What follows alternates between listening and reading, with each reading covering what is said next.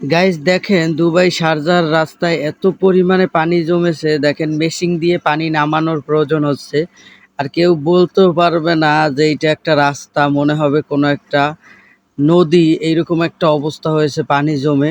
Hello guys, আসসালামু আলাইকুম রহমতুল্লাহ। আমি মাহাদি হাসান। আজকে আপনাদের দুবাই শারজা থেকে আপনাদেরকে আপডেট দেওয়ার চেষ্টা করব। তো দেখেন গাইস, এই দুই একদিন আগের বন্যায় দেখেন কি পরিমাণ ক্ষয়ক্ষতি হয়েছে। রাস্তাঘাটে পানি দেখেন এখন পর্যন্ত কি পরিমাণ পানি, যা এখন পর্যন্ত নামেনি। আর এগুলো নামানোর চেষ্টা চলছে।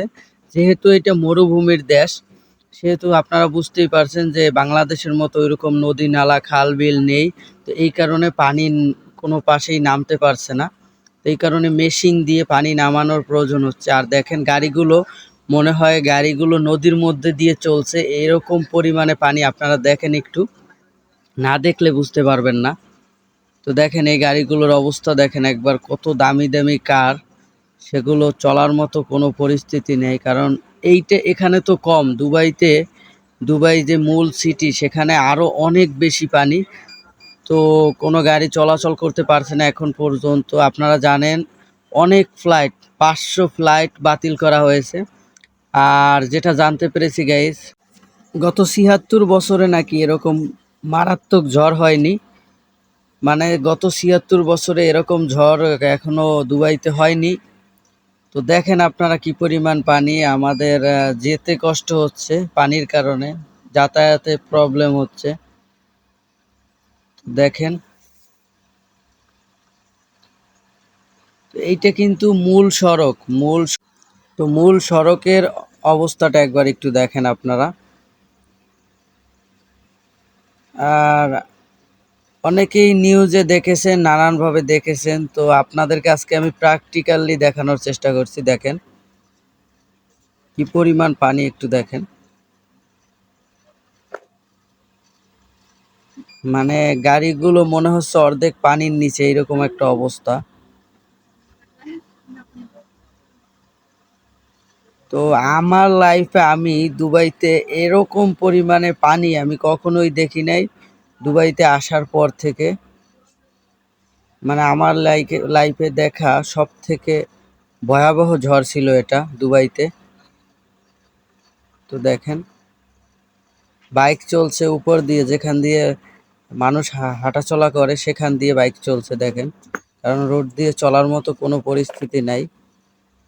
যেগুলো উঁচু উঁচু কার সেগুলো চলতে পারে, আর যেগুলো নিচু কার সেগুলো রোড দিয়ে চলতে পারে না, এত পরিমাণে পানি। এরকম গাইজ 2 ও 3 দিন যাবত এরকম ভাবে পানি নামানোর চেষ্টা চলছে, কিন্তু এখনো দেখেন কি পরিমাণে পানি। আপনারা একবার একটু দেখেন মানুষ কিভাবে পার হচ্ছে মূল সড়ক দিয়ে। এটা হলো শারজা, দুবাই শারজার আপডেট দিচ্ছি আপনাদেরকে। দেখেন পানির অবস্থা একবার দেখেন।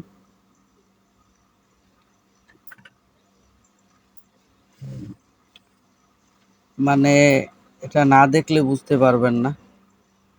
আর গাইস শুধুমাত্র একদিন ঝড় হয়েছে, একদিন, তার মধ্যে 3-4 ঘন্টা ঝড় হয়েছে। তো এতে রোডের অবস্থা এইরকম। কারণ দেখেন রাস্তাঘাট পানির নিচে, আর যদি 2-3 দিন ঝড় হতো তাইলে কি অবস্থা হতো আপনারা একবার একটু ভেবে দেখেন। কারণ এটা হলো মরুভূমির দেশ, এখানে পানি নামার কোনো রকম কোনো জায়গা নেই, যেহেতু চারিদিকেই বালি। এই কারণে এই প্রবলেমটা। তো 2-3 দিন যাবত এইরকম অবস্থা দেখেন।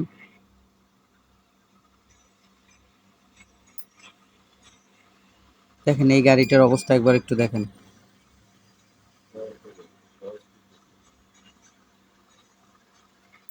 পানি এত পরিমাণ দেখেন, আমাদের পার হতেও প্রবলেম হচ্ছে। দেখেন কি পরিমাণ, মনে হচ্ছে নদীর মধ্যে দিয়ে, স্রোতের মধ্যে দিয়ে হাঁটছি দেখেন গাইস। কিন্তু এটা কিন্তু রোড, এটা জেব্রা ক্রসিং, এটা দিয়ে পার হচ্ছি আমরা। কিন্তু দেখেন মনে হচ্ছে স্রোতের মধ্যে দিয়ে আমরা পার হচ্ছি। মানে ভাই আমি এরকম আমার দুবাইয়ের লাইফে দেখেন, দেখেন কিভাবে পানি নামছে দেখেন।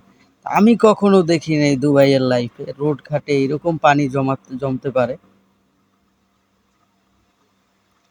তো গাইস, আজকের ভিডিওটি এই পর্যন্তই। তো আজকের মতো বিদায় নিচ্ছি।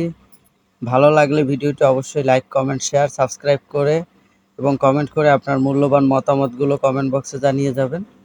তো আজকের মতো বিদায় নিচ্ছি। দেখা হবে অন্য আরেকদিন অন্য আরেকটি ভিডিওতে।